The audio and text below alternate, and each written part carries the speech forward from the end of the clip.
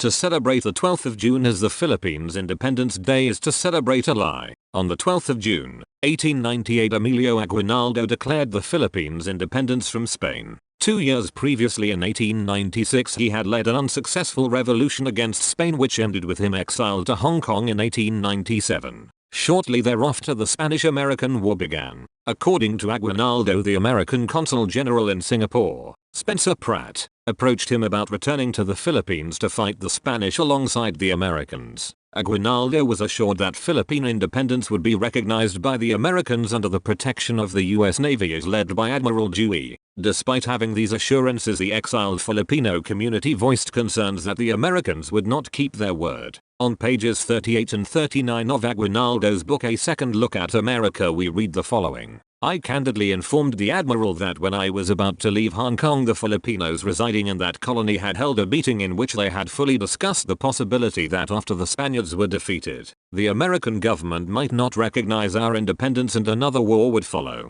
In that event, the Americans would surely defeat us, for they would find us worn out and short of ammunition owing to our struggle against the Spaniards. I then asked the Admiral if my countrymen's misgivings had any basis. I hastened to beg him to excuse me for bringing up the matter, but I had to do so in the interest of frankness as befits allies. The Admiral said he was glad to have this evidence of our earnestness and frankness. In reply, he thought that Filipinos and Americans should act toward one another as friends and allies, and therefore it was proper that all doubts be expressed frankly so that explanations may be made, distrust removed and difficulties avoided. He then stated that, as he had already indicated, the United States would unquestionably recognize the independence of the people of the Philippines, guaranteed as it was by the word of honor of Americans, which, he said, was more positive, more irrevocable, than a written agreement which might not be regarded as binding when there is an intention or desire to repudiate it, as was the case with the pact we had made with the Spaniards in Biaknabato.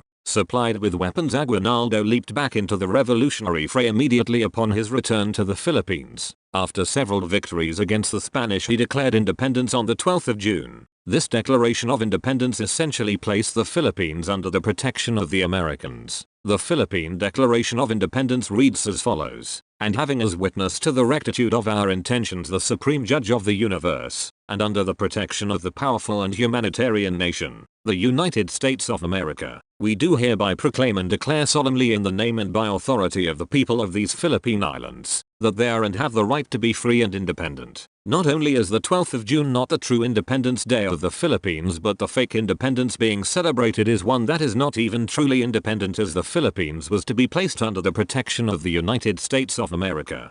From June to August 1898, Aguinaldo went about organizing the government, opening schools, appointing cabinet officials, and even sending ambassadors to the USA, France, Japan, England, and Australia to obtain international recognition of his government. In September of 1898, the Revolutionary Congress convened and a government was formally set up at Malolos. The delegates were very excited about their newfound independence and urged that a constitution be written, as it would be the only way their independence would be recognized. A constitution was written and finally ratified on the 21st of January, 1899. Neither the Spanish nor the Americans nor any other country recognized the declaration of the 12th of June or the revolutionary government as being legitimate. The Spanish-American War continued until an interim peace beginning in August 1898. Instead of giving any legitimacy to the Aguinaldo regime, the United States set up an occupying military government on the 14th of August, 1898. The government established among you by the United States Army is a government of military occupation, and for the present it is ordered that the municipal laws, such as affect private rights of persons and property, regulate local institutions, and provide for the punishment of crime,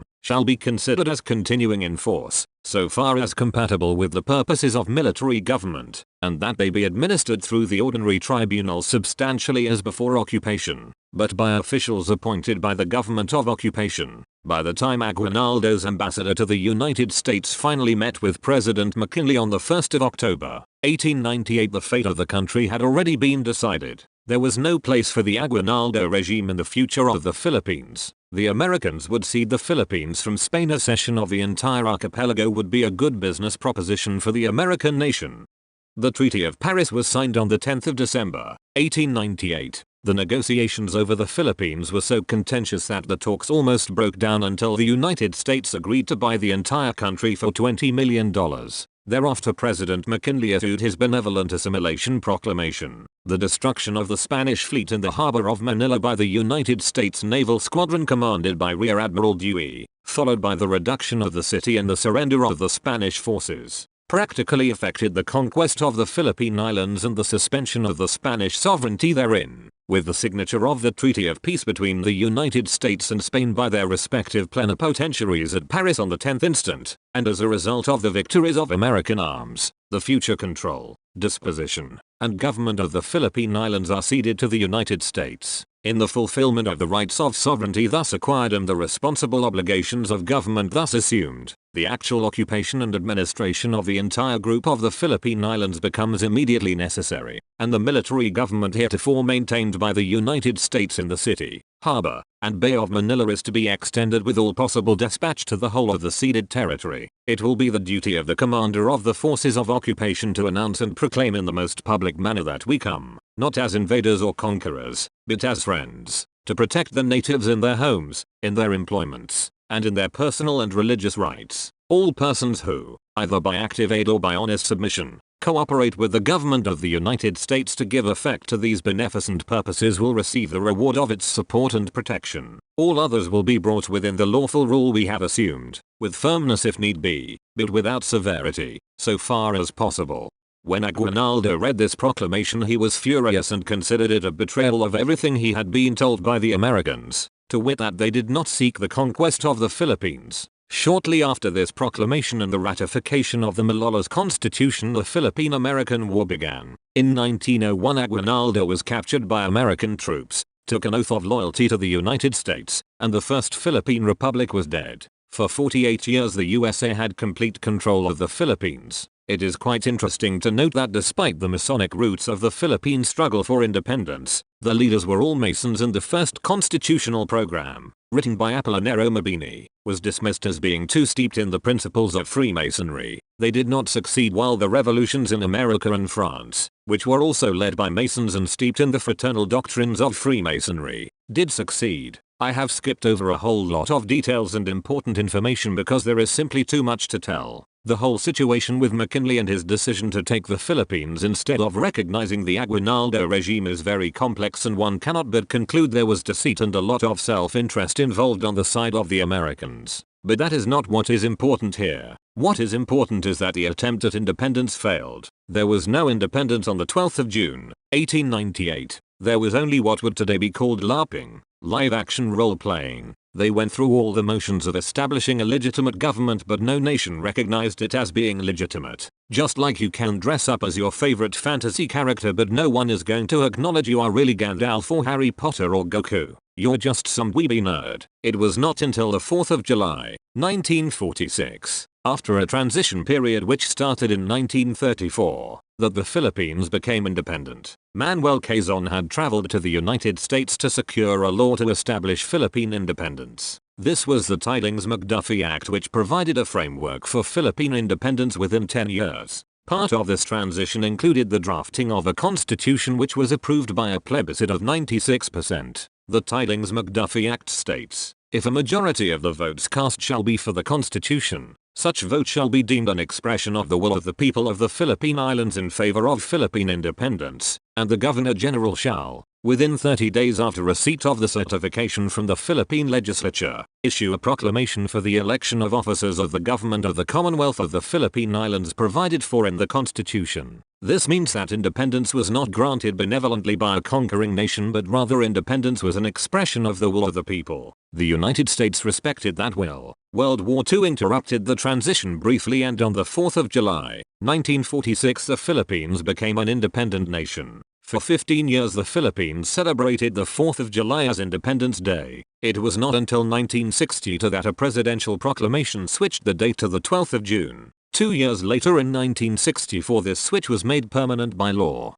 Why was this done? Gabriel Fabella was the first to advocate for the change. Fabella toyed with the idea of changing the date of Philippine independence from the 4th of July to the 12th of June as early as 1959. Eventually, he tried to seek the help of his constituents from up in order for his vision to come true. Also in the same year, the Philippine Historical Association submitted a resolution sponsored by Fabela which was the basis of Congressman Ramon Mitra's bill seeking to adopt the 12th of June as the Independence Day of the Philippines. Apart from the resolution, Fabela made sure he did his part by carrying his advocacy in his public speeches and over the radio. He explained to the public the significance of celebrating the 12th of June as the country's Independence Day. This was the content of his speeches in Mindoro, Cavite and Legazpi City. He also wrote an article the 12th of June or the 4th of July that was published in the Sunday Times magazine on June 1960, and this stirred positive responses and support from the people. His arguments and reasons embodied in the PHA resolution in advocating the 12th of June to be the Independence Day were the following.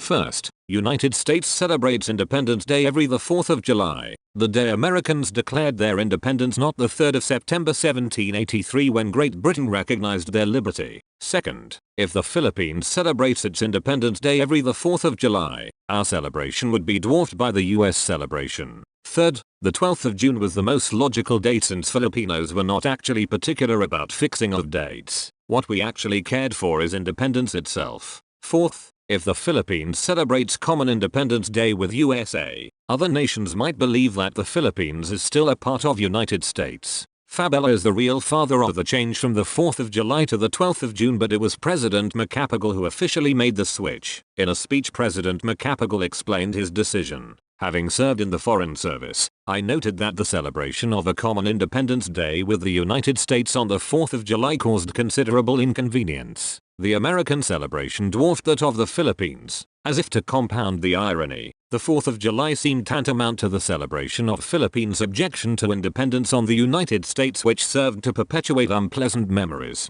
I felt, too, that the 4th of July was not inspiring enough for the Filipino youth since it recalled mostly the peaceful independence missions to the United States. The celebration of Independence Day on the 12th of June, on the other hand, would be a greater inspiration to the youth who would consequently recall the heroes of the revolution against Spain and their acts of sublime heroism and martyrdom. These acts compare favorably with those of the heroes of other nations. In checking the reaction to my plan to shift Independence Day to the 12th of June, I found that there was virtual unanimity on the desirability of transferring the celebration from the 4th of July. Likewise, there was a preponderant view for choosing the 12th of June as the proper day. When I became president, I knew that this was the opportunity to take action on what had been in my mind since entering public life. The specific question was when to make the change. The opportunity came when the US House of Representatives rejected the $73 million additional war payment bill on the 9th of May, 1962. There was indignation among the Filipinos. There was a loss of American goodwill in the Philippines, although this was restored later by the reconsideration of the action of the US lower chamber. At this time,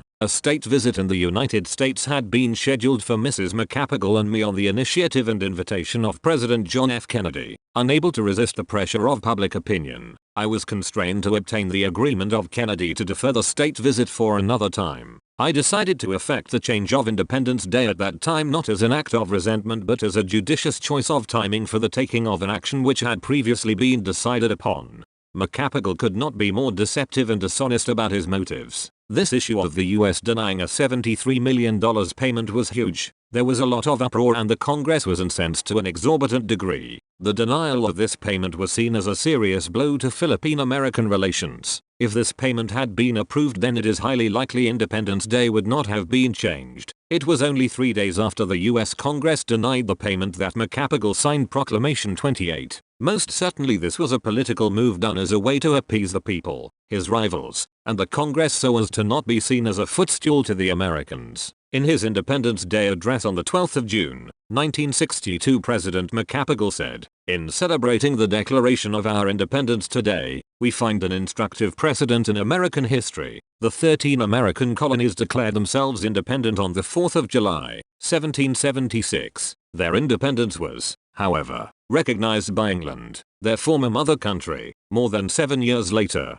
on the 3rd of September, 1783. Nevertheless, the American people have regarded the 4th of July as their day of freedom. In the same way, the 12th of June, 1898 is the true birthday of an independent Filipino nation, for it was on this day that they called the whole world to witness their powerful resolve to consider themselves absolved of allegiance to the Spanish crown. It is noteworthy that no one among the half-dozen great heroes of our history, Rizal, Aguinaldo, Bonifacio, Lapu-Lapu, Abad Santos and Quezon, has played a role in the republic that we administer today. This fact emphasizes the responsibility which devolves upon us to whom they bequeathed the fruits of their heroic labors to fashion this republic as an instrument for the welfare and happiness of our people. Macapagal cannot rid himself of America no matter how hard he tries. He even justifies his moving the date based on a twisted reading of the fact that America did not completely throw off the British yoke until 1783. Bizarrely enough, he notes that none of the revolutionaries of 1898 have anything to do with the current Philippine Republic, which admission seems out of place in this speech justifying the moving of Independence Day to the 12th of June.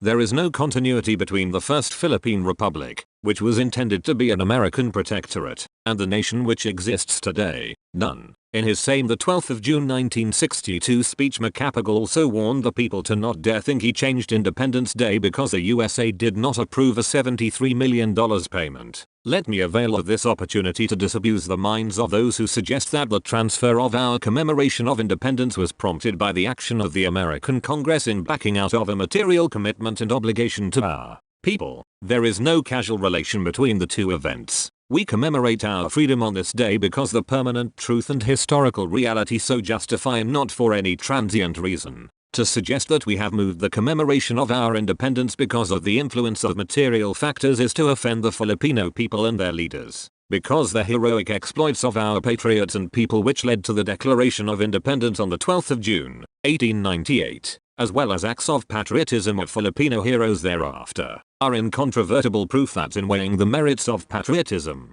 the Filipinos neither count the cost nor consider material rewards, but are moved solely and nobly by their fervent love for their country and the pursuit of its noble ideals. Why does he take the time to assure the people that the changing of Independence Day to the 12th of June had nothing to do with the actions of the American government? There must have been quite a noisy contingent of Filipinos opposed to the measure for him to have made this statement. That is because it is obvious that the change was enacted because the Americans denied a payment of $73 million, and this was a way to get back at them. In effect, President Macapagal lied to the nation about his motives, which were obvious to all observers. The changing of Independence Day to the 12th of June all comes down to pride. Prideful indignation about not receiving more money. He could have chosen any time to make the switch, but he chose to do it after the United States said, "No more money." Macapagal can deny this was an act of resentment all he wants, but, based on how quickly after the US refused to give the money he made Proclamation 28, that is most certainly the motive. The CIA had this to report.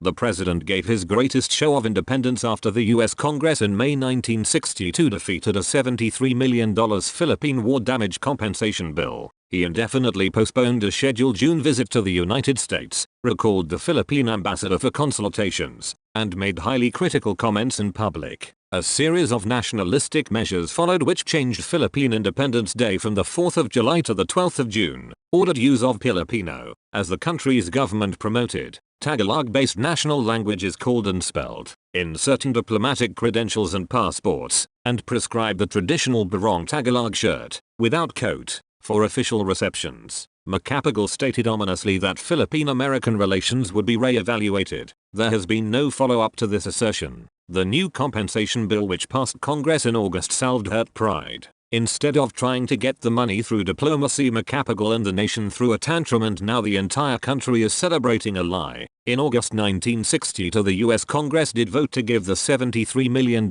they had denied in May. Amazingly, after this bill was passed, Macapagal noted that Philippine-American relations are now improving. It all comes down to money. During the debate on this bill, Congressman Olan Teague from Texas had this to say, "I am much disturbed and disappointed in things that have happened in the Philippines since this bill was last debated. The action of the present president and the changing of their recognized date of independence, in my opinion, was both childish and ridiculous. I want it clearly understood that I am voting for this bill in spite of these actions, and not because of these actions. I believe my voting record in the Congress and my actions in the Congress in behalf of the people of the Philippines will prove that I have had a very warm feeling for them. I do believe that the Philippine government should have shown more patience and understanding on this issue. Childish and ridiculous indeed."